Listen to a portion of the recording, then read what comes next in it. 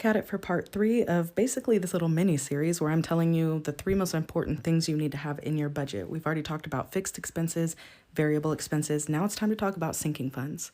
Don't forget to go check out my bio for different guides and resources, and you can get on the wait list for the Budget Mastery Bootcamp. Let's get into it. Basically, sinking funds are longer term savings goals. So instead of the shorter term variable expenses, you might have things that you need to save longer for, and those would be sinking funds. So basically, these are things that you know that are coming in the future that you want to go ahead and get a head start on now so that when that thing does come up, you have the money for it. Sinking funds can be whatever you want, but here are some good examples. House down payment, new car, car maintenance or car repairs, vacation fund would be a sinking fund, a wedding would be a sinking fund, and these don't even have to just be big events like this. Like say that you wanted to buy a new Louis Vuitton purse, you don't have the money to just go buy it today, so you want to make it a sinking fund and it's a saving goal for you. So you make a purse fund, and then you contribute to that every month. You set an amount you want to pay every month towards it, and then once you reach your goal, you take that money and you go get that purse, and it doesn't blow your budget, it doesn't mess up your month's finances because you've been saving for that because it's a sinking fund.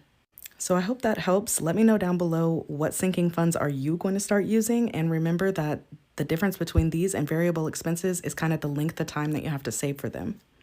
Variable expenses are shorter term, sinking funds are longer term, pre-planned expenses that you're going to have.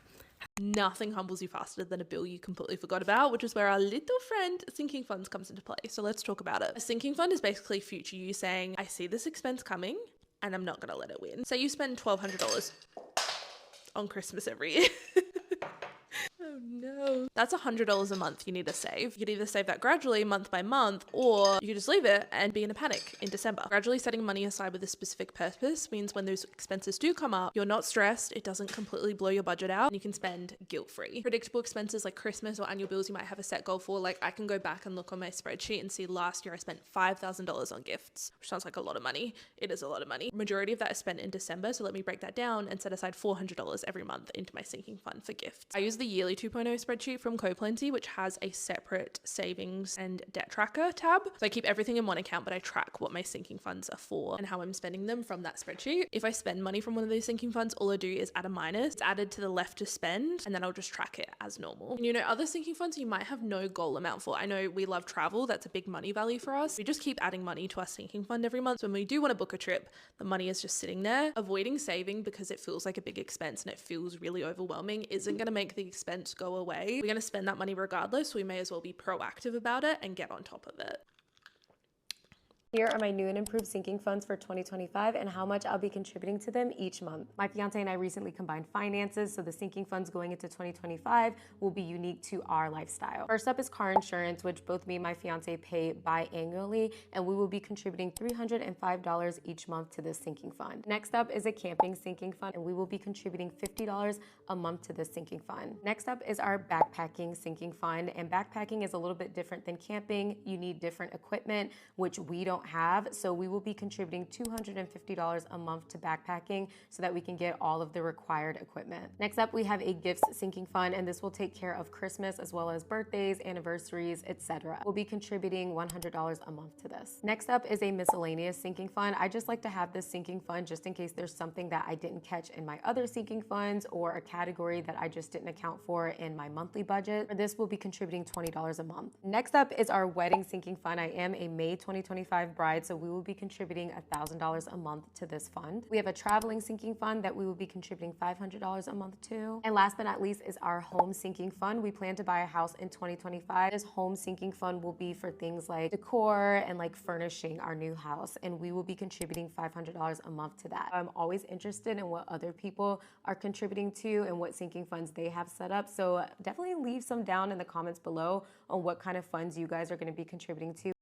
Kind of obsessed with sinking funds, and if you're nosy, I'm going to tell you what all of ours are. Sinking fund is essentially a little extra pile of savings outside of your emergency savings for an intentional use or purpose, and it can be whatever you want it to be. First is our vehicle fund. It's if anything goes wrong with my vehicle, we can pay for it, but also we want to be able to buy our next vehicle completely in cash, a little bit in there every month, and it's added up quite nicely. Second is just for travel. We want to do a lot of international travel. We're on a little bit of a brief hold right now. My oldest dog is very, very old, and I don't feel comfortable leaving her with a sitter, but we have pre-saved for a few vacations in the future, which is really exciting. Our third category is just house. It's one, if anything breaks in our house, such as an appliance going out, but it's also for if we want to buy anything house related that extends outside of our monthly budget, like fencing, landscaping, etc. Very proud dog mom. Our fourth category is just pets. If anything happens at the vet, swipe that card, baby. I'll be just fine. I love them. I'd do anything for them. And our last one is for Christmas. We normally go in and just buy like something for the house or something we can enjoy together, but this year we're doing Christmas a little bit differently.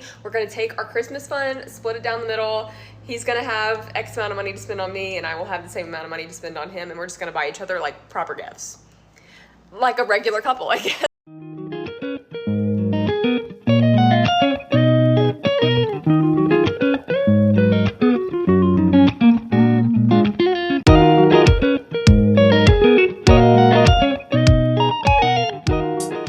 One thing that has made the biggest impact on my financial security is sinking funds. Sinking funds are like a safety net. It's money you set aside every month for larger purchases or expenses throughout the year. I have 10 sinking funds right now. So when creating sinking funds, I like to think about it in two different categories: expected expenses and unexpected expenses. Expected expenses are things I know I'm gonna have to pay for throughout the year: car insurance, vet visits, gifts, holidays, travel. I estimate what I'll spend for the entire year and divide that up into 12 monthly payments that I pay towards my sinking fund. The idea is similar to budget billing for your electricity. Instead of having really high payments one month and really low payments another month, you average it out so you know exactly how much you're gonna pay the next month. The next category is unexpected expenses. These are things that I do not plan on happening, but I can plan for financially. So an example is car maintenance in case I get into an accident or my car breaks down, to at least have my deductible saved up in my sinking fund. And a pet emergency. You never know what's gonna happen with pets. I do have pet insurance, but that doesn't cover 100% of the cost. So if something does happen, I wanna be able to go into the vet and not even think about my finances, make sure my pets will be okay and get the care that they need. You can definitely roll unexpected expenses into your emergency fund and not save separately for them. But for me, my emergency fund is strictly if I get laid off. That money is going to cover my monthly expenses for the next 6 months. I don't mean to be rude, but where the hell have you been if you're not using sinking funds to pay for everything that you want without going into debt? Sinking funds are pots of money you build up for expected expenses. And that might sound boring, but let me tell you, they are far from it. So join me for a tour of my personal 2025 sinking funds. First up, I have my travel sinking fund, aka my favorite sinking fund. I'm currently £800 into my £3,000 travel sinking fund. This year, we're thinking a tour of the Dolomites, so this will be my spending money for a little hiking holiday. Next is my Christmas sinking fund. This feels honestly kind of painful the first time that you do it, until you get to that first Christmas where you use your sinking fund, and there is simply no feeling like it. Everything is paid for, everything's covered. You can say yes to any plan that you want because it's all covered by your sinking fund that you've been paying into all year round.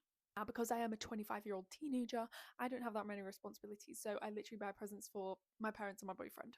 However, Christmas comes around at the same time every single year, yet people just fail to plan, which means they take out credit, they use buy now, pay later, and they spend the next year paying it off. So this is your sign to start your Christmas 2025 sinking fund now. Next up, hair and beauty. As you can tell, my roots are coming in, so this one is being put to use very soon. Getting your hair done is expensive and it only comes around every couple of months. So I pay into my sinking fund every single month to spread out the cost. So my budget goes unaffected on the months when I get my hair done.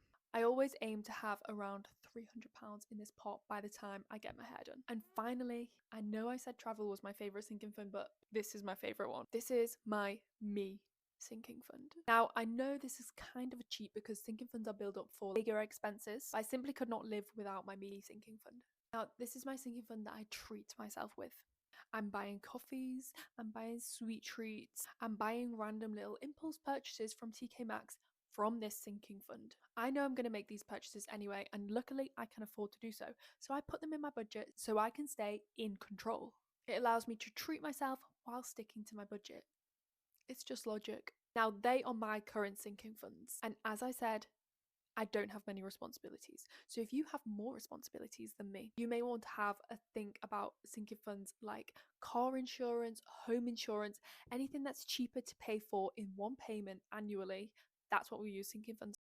It's come to my attention that basically no one is using sinking funds. And in this economy, you cannot afford to be having sinking funds and putting things on credit because you're going to end up paying more in the long run. So in honour of that, I'm going to tell you the 3 sinking funds that you need to have. Like literally anybody, everyone needs these 3 sinking funds. So the first one is kind of dependent if you have a car or not, but if you do have a car, you absolutely 100,000,000,000% need a car maintenance sinking fund. No one ever plans for their cars to break. No one ever plans for the fact that your tyre could pop and you need a new tyre. These sorts of things always come at the worst time, and they seem to come as soon as you're finally on top of everything. So this is your sign to please, please, please, if you're a car owner, start a car maintenance fund. And it is not good enough to use your emergency fund for these things, which moves me on nicely. Now, emergency funds aren't sinking funds. However, they are a pot of money that you store away for unexpected expenses, which kind of go against the whole sinking fund thing, but I can't let you not have an emergency fund. So first you'll build up your mini emergency fund, which is around 1 month's expenses. Let's say you lose your job. Let's say you can't go to work for a month. Let's say anything happens and you need a month's expenses because maybe something happens to your income. Once you have that mini emergency fund, you are absolutely going to prioritise building a bigger emergency fund. This could be 6 months to a year worth of expenses. That would be really great to have. And this will give you the ultimate peace of mind that nothing else can give you. Now back onto our traditional sinking fund. Christmas. This time of year comes every single year. You know you are going to spend money. Figure out how much you want to spend this Christmas and put away for it each month. And this is your sign to start saving for Christmas 2025 now. You do not want to be relying on debt, using buy now, pay later, dipping into your savings. I've just actually looked up a statistic and it says 1 in 5 of those intending to borrow money expect it'll take more than a year to pay back. So if that is not your sign to get ahead and start saving for your Christmas 2025 sinking fund, I do not know what is. Oh.